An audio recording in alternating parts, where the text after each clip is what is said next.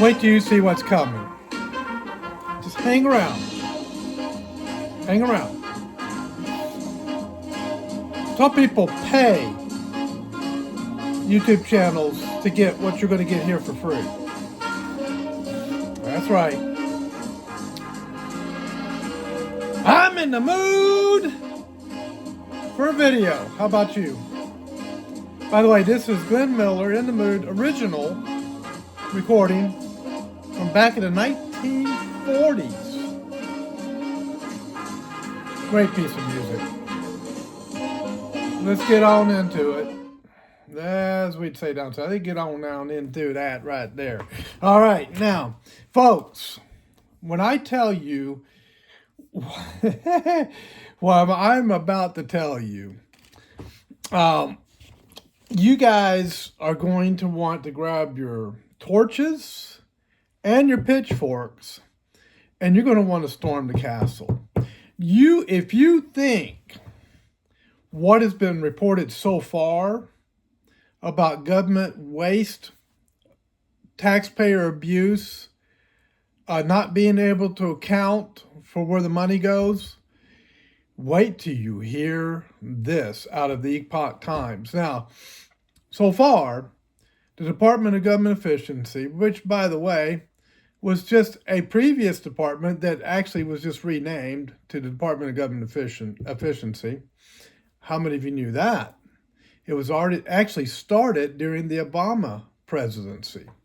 How many of you knew that? Now, they've saved us so far over $500 billion. But folks, that's just the tip of the iceberg. That's chunk change compared to what I'm about to tell you. This, out of the Epoch Times, the Department of Government Energy says that 4.7 trillion, with a T, trillion dollars, 4.7 trillion cannot be accounted for in the Treasury Department. Do you remember when they were hooing and hollering and just going bonkers? You can't go into the Treasury Department. You're overstepping your boundaries. Oh, they're stealing your information. Oh, what were they hiding? Oh, $4.7 trillion in Treasury payments are missing identification codes. Do you know what that means? It means there's $4.7 trillion that the Treasury Department spent, but they can't tell you where the money went. There's no names, no identification of where that money went in the line items.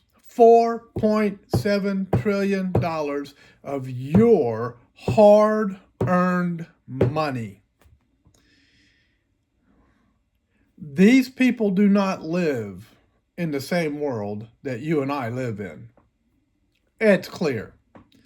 They're clueless about where we live. Now, you know what that means?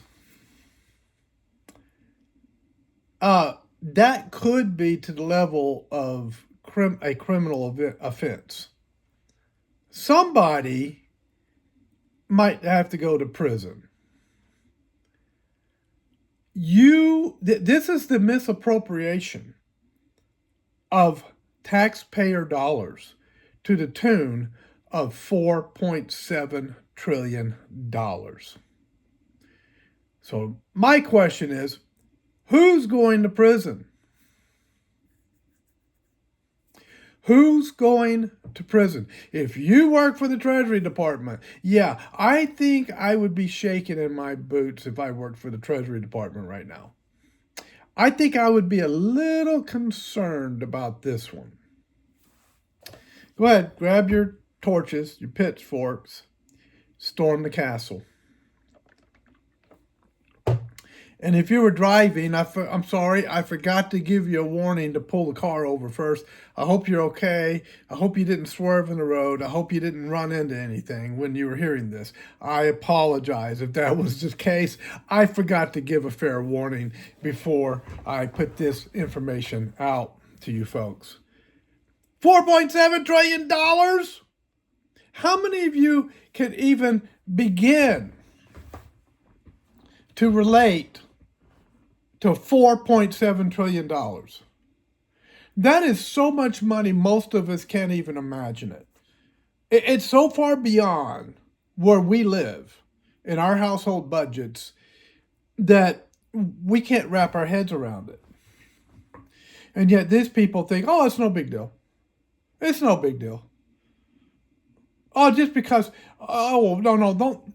Just because we can't account for where money went, that doesn't mean that there was fraud. Oh, that doesn't mean that we mishandled the money. We just don't remember what we did with it. Oh, the world these people live in. They actually believe that because they are globalists, they can just get away with whatever they want.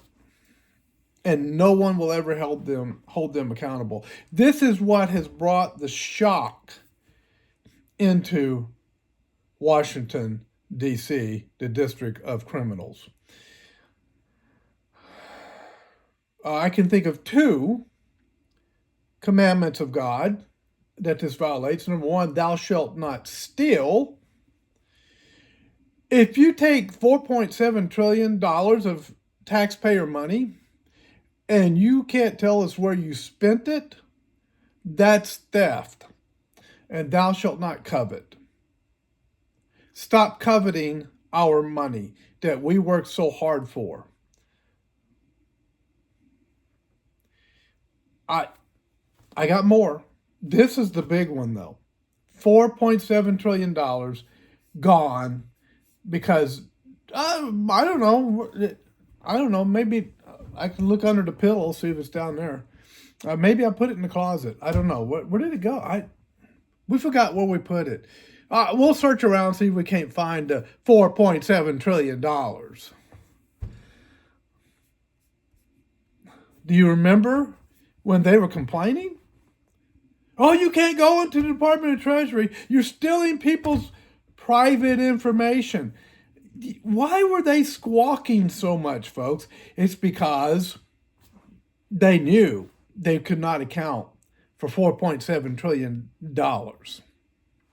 Where did it go? Well, we're finding out that a lot of money, a lot of taxpayer dollars were funneled to the George Soros foundations. That's right. The private, was it they call them? The AGOs or whatever. These private nonprofits that get funds from the government. A lot of them are connected to Soros, is what we're finding out. And I wonder how much of that 4.7 trillion was funded into these AGOs and these NGOs, non-profit governmental organizations, NGOs, and how many of them were used to fund the Democratic Party? How much of that money went into corrupting our elections? How much of that money went into gain of function research? Where did the money go? Well, it looks like Newsom is going to have a challenge. Riverside County Sheriff becomes the first major Republican to say he'll run for California governor. So this race in California should be interesting. Let's see how that goes. Now here's another one. The Department of Education cuts $600 million from ideological training programs for teachers. I think they got the memo. Oh, wait. Trump wants to shut us down. Oh man, we're about to lose everything. Maybe we should start playing ball instead of trying to obstruct his executive orders. Maybe to save our own necks, we will just go ahead and implement them. $600 million cut from ideological training programs for teachers. Well, what in the world? This is the problem with public education. It's a one size fits all approach to education. And it's so far removed from the values of the parents. It's so far removed from the, Little House on the Prairie schoolhouse, where parents actually have control of the school and have a say as to, what kind of values are taught in school. So far removed from that they think that their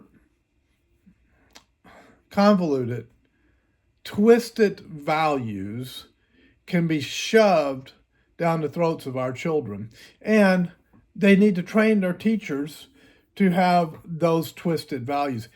I mean, imagine being a Christian teacher in a public education institution that is shoving ungodly, demonic values down your throat in a training session.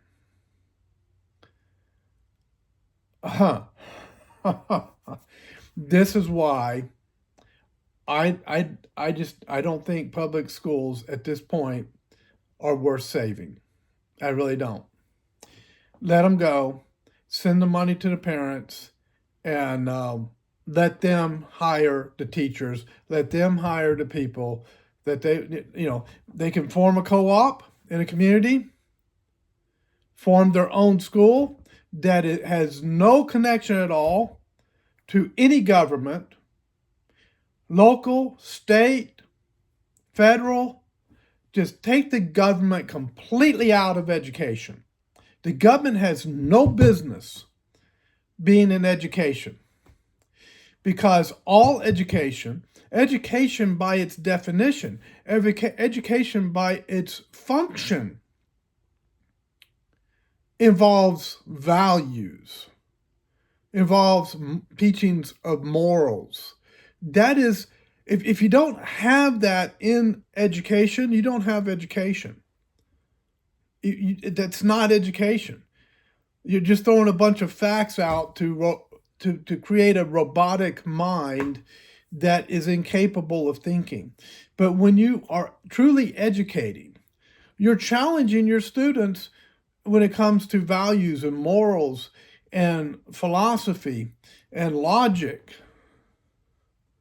But if you can't do that, you're not educating, you're indoctrinating. And if you say, okay, we're going to pick your values and we're going to shove them down your throat, you're indoctrinating. You're not educating. So this is a good thing, good move. $600 million removed. So look, folks, that means that the ship is turning around and coming the other direction. That means that the people who wanted to keep you under their thumb and waste $4.7 trillion of your taxpayer money and never have to be held accountable for it, those days are over. The days of, we'll tell you what your children's values will be, and we will educate your children, and you can just stay out of it because you parents have no business being in your children's education. Those days are over, and the people who have been doing this stuff are going to be held accountable. Bottom line. Well, there's more. Do you remember the $80.5 million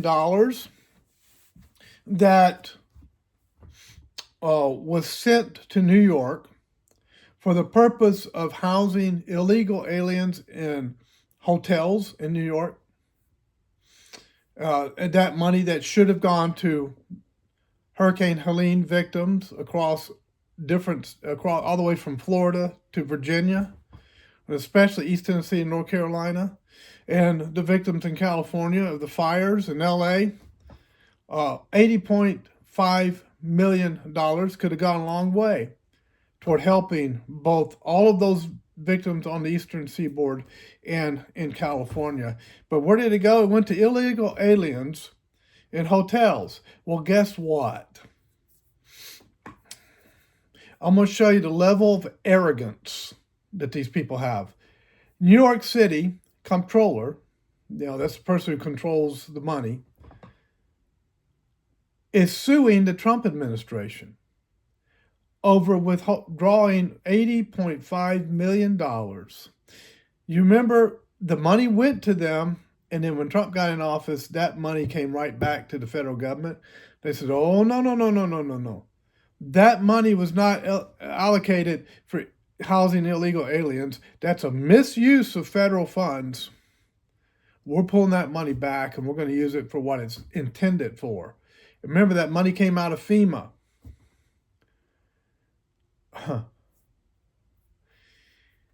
$80.5 million. They're suing to get it back, as if it was their money in the first place. That was federal tax dollars being misappropriated, and these arrogant people, these arrogant oligarch globalists, want it back to house illegals again, probably.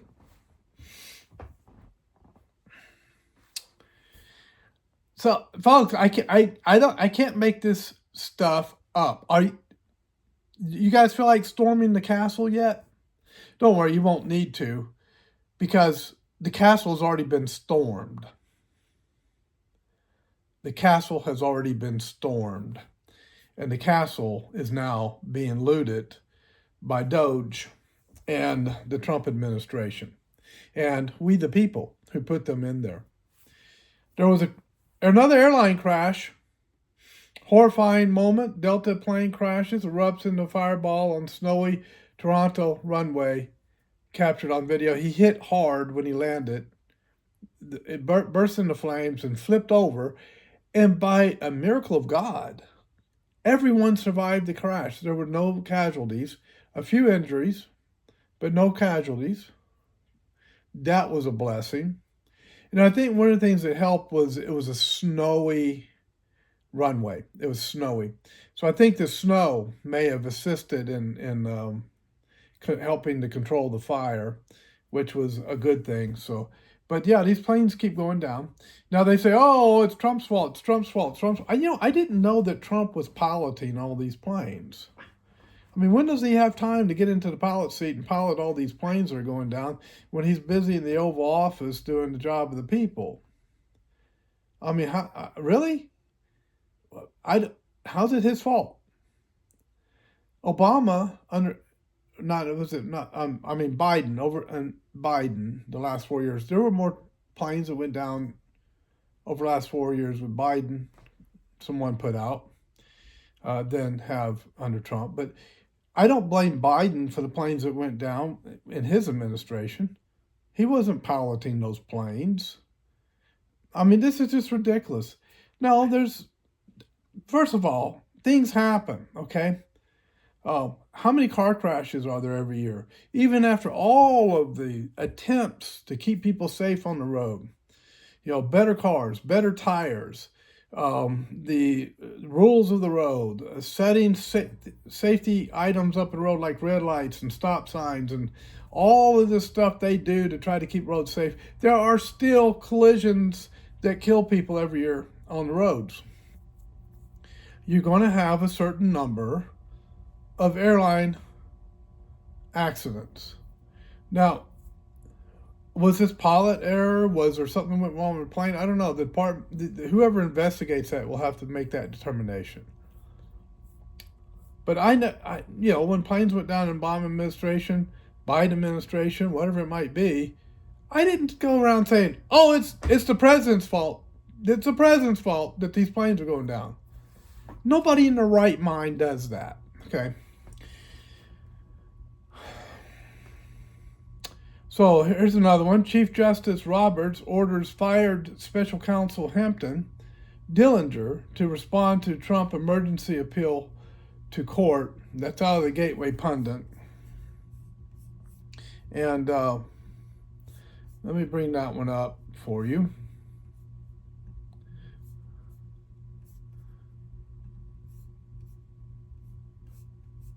So on Tuesday, Chief Justice Roberts ordered fired Biden holdover Hampton Dillinger to respond to the Trump administration application to the Supreme Court. Hampton Dillinger must respond by Wednesday, tomorrow. President Trump on Sunday filed an emergency appeal with the U.S. Supreme Court after corrupt Obama Judge Amy Berman Jackson reinstated Hampton Dillinger, let me get it closer so I can read it, as head of the Office of Special Counsel. So, President Trump fired Hampton Dillinger, special counsel of the Office of Special Counsel, not to be confused with the special counsel hired as a federal prosecutor a couple of weeks ago. Trump appointed Veterans Affairs Secretary Doug Collins to take over Dillinger's job as a special counsel shortly after firing Judge Amy Berman Jackson. Sided with Hampton Dillinger, issued an administrative stay and allowed him to keep his job. Quote, Trump must allow Dillinger to continue to have access to the agency's resources and cannot recognize the authority of any other person as special counsel while the order remains in effect. These activist judges, by the way, she overstepped her bounds. She overstepped her bounds because she has crossed over when it comes to separation of powers. When it comes to the executive branch, Trump has a right to fire or hire whoever he wants. What are judges doing jumping in the middle of that? That is an abuse of power by the judge. It'll be shut down. But what's happening is these judges are exposing themselves. Every time a judge does this, we can look and say, okay, we know that judge is corrupt. We know that judge is a part of the deep state. We know that judge is a globalist. So as these judges continue to expose themselves, they must not be thinking. I mean, I'm not a genius, but I can figure out that I wouldn't want to be exposing myself right now if I was one of those judges. But you know, they're fighting. Why? Because they're corrupt. They're involved in a lot of this financial corruption that's going on. I mean, that would be my conclusion. All right, so the host, MSNBC host, left stunned when he learns how much Social Security has made in improper payments over the last 8 years. Let's see if we can't, let me go over here and see if I can get it out of the Gateway Pundit. Wherever it went, there we are. That's Epoch Times. Anyway, it was a lot of money. Let me see if I can get it. Here we are.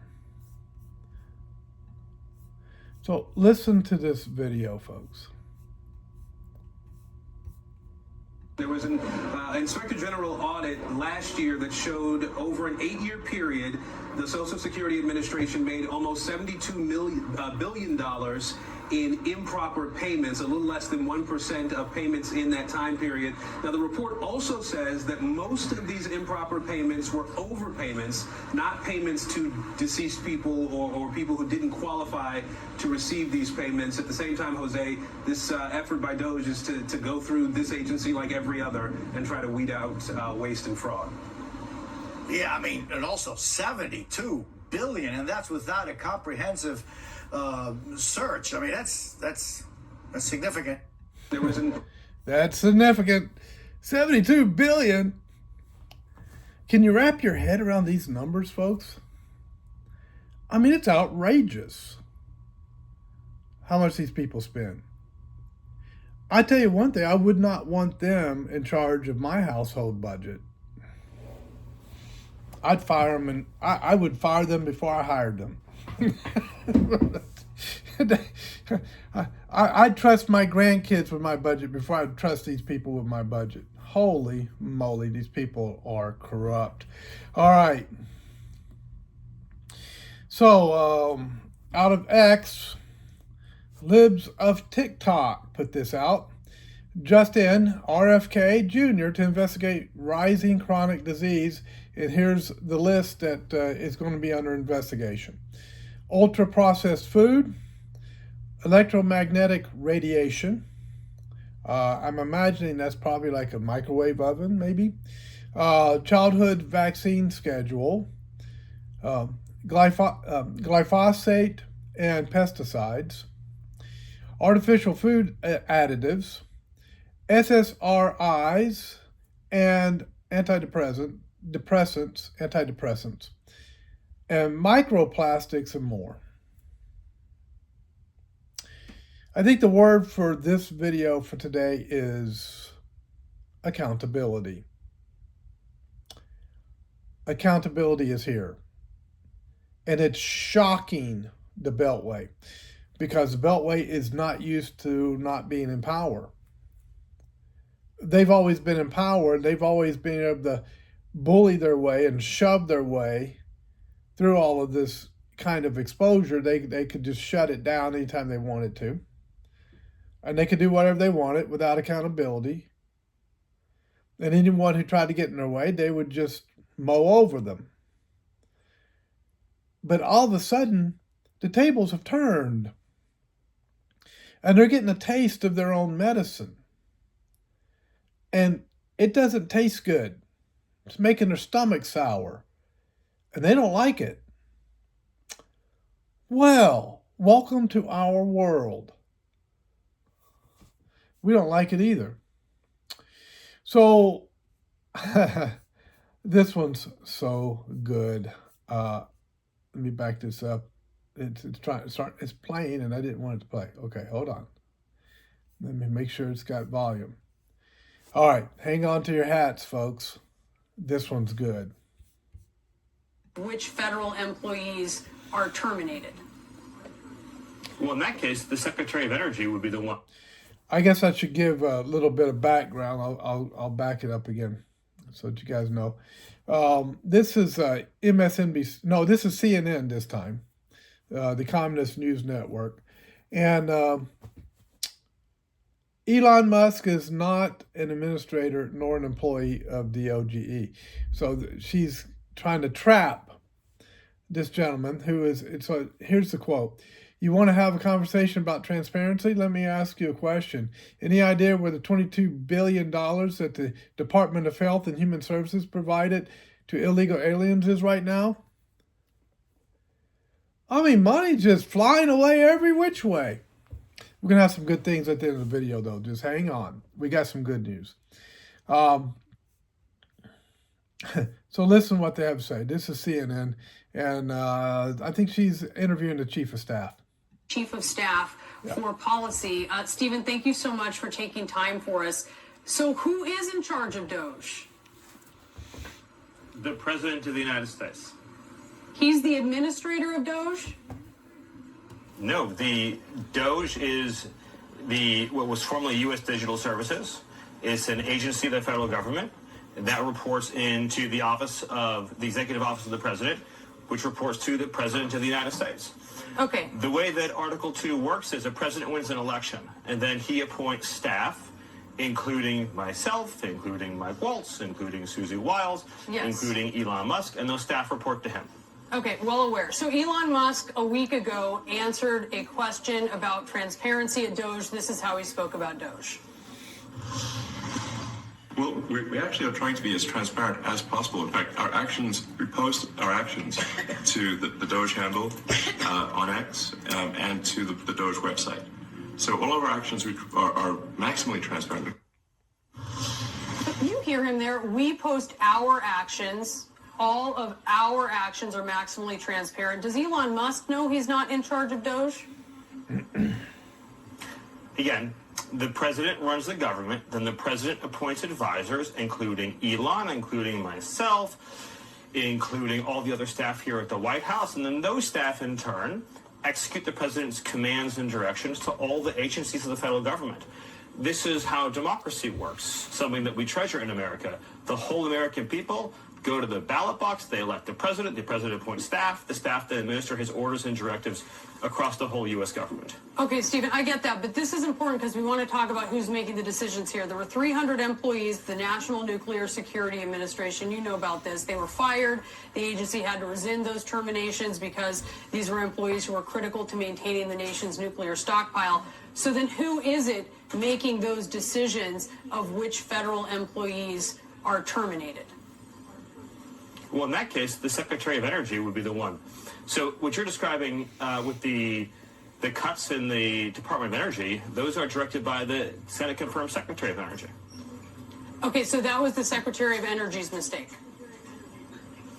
Well, I wouldn't use the term mistake. I would say that it's pretty standard when you're downsizing government. You make cuts, you assess those cuts, you see who needs to be rehired, who needs to be kept, who needs to be That's not what happened here, though, Stephen. You know that. They were rescinded. These aren't normal things. These were terminations that were rescinded. I understand that even a temporary interruption in federal employment is a great crisis and catastrophe for you and for CNN. What the American people see is a government that is finally delivering a promise of accountability under President Trump. You want to have a conversation about transparency. Let me ask you a question. Do you have any idea where the $22 billion that the Department of Health and Human Services provided to illegal aliens under Joe Biden is right now? $22 billion with a B. That's enough to provide a free house to every homeless veteran in America. Where's the $22 billion? I don't know. You don't know. Nobody knows. Joe Biden just spent it, and now it's gone. Transparency begins with having an accounting of where every federal dollar is spent.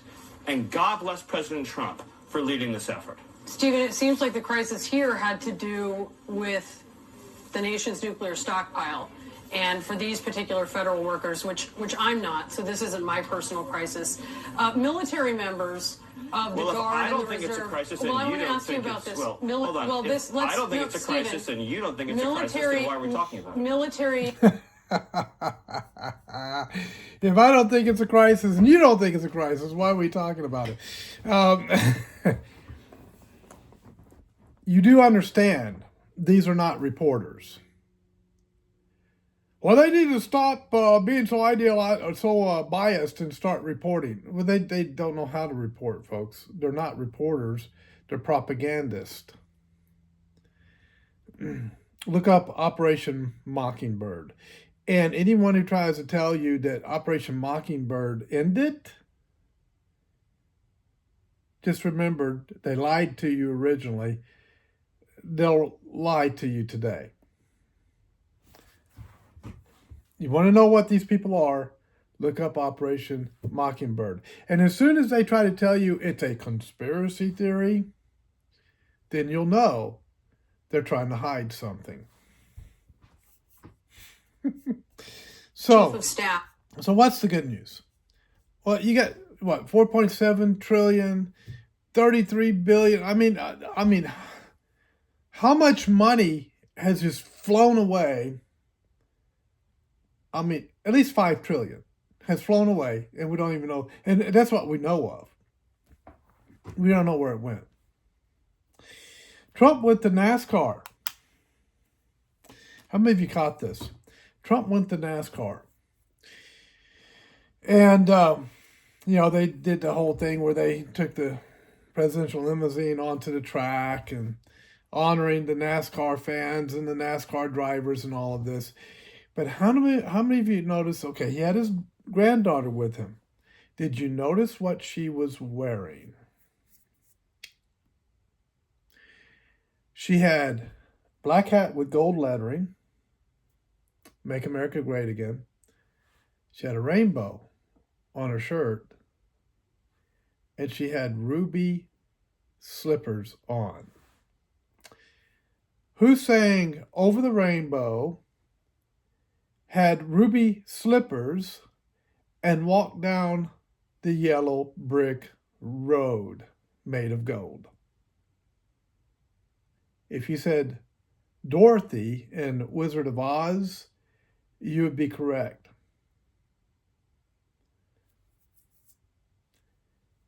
Yeah, there's a connection. Interesting that he put that out right when they were announcing that they're going to do an audit on Fort Knox, where the gold reserves are supposed to be. Now, some people are thinking, oh, they're going to go in there and find out there's no gold, that the gold is gone. No. I think they're going to find out that there's a ton of gold. As a matter of fact, it's been reported that there's been a gold shortage because there's been a ton of gold shipped to the United States and nobody seems to know who has it. And I think the message is, well, someone said that gold will take down the Fed. Sounds good to me. Because if you take down the Fed, you take down the income tax. And if you take down the income tax, you take down the IRS. I think that's where we're heading.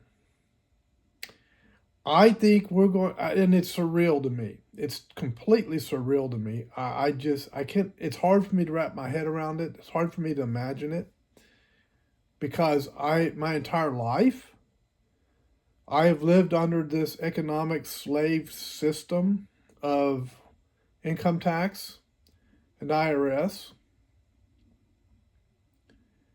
To imagine a world without the IRS, a world without the income tax, and a world where the nation is super rich and not in debt, it's hard for me to wrap my head around that because I have never seen it, and neither have you. But I think we're about to see it. I really think this is what's about to happen. I think there's a master plan. And I think the master plan is no more income tax. And I think the master plan is that they're going to audit the IRS and they're going to find out, I believe, just my personal opinion, that IRS owes us, everybody in the country, a ton of money.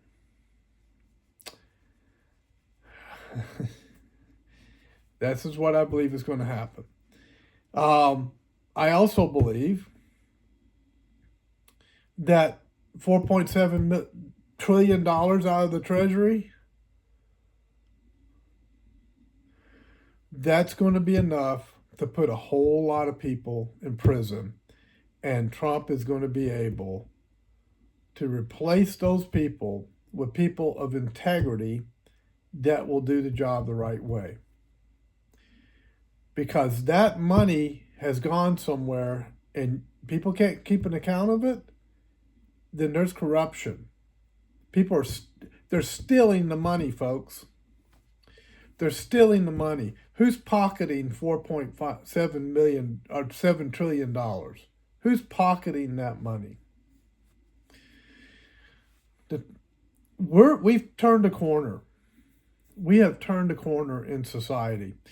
The days of going back to the old slave system of economics, the old system of corruption, the old system of we'll spend however we want and no one will ever hold us accountable, and we will waste trillions of dollars, and we will do it on the backs of the taxpayers who are working so hard every day to take care of their families. We will keep them poor and we will be rich. Those days are over. Mark my words. And when the indictments come out and the court cases begin and the military tribunals begin because of violations of the Uniform Code of Military Justice, when admirals and generals are recalled to active duty out of their retirement so they could face a court martial, heads are going to spin. Look, there's a reason why there's 4 times more searches for criminal defense lawyers and Swiss banks and places where people can put their money to hide it in Washington, D.C. More Google searches for that in Washington, D.C. than anywhere else in the country. 4 times more.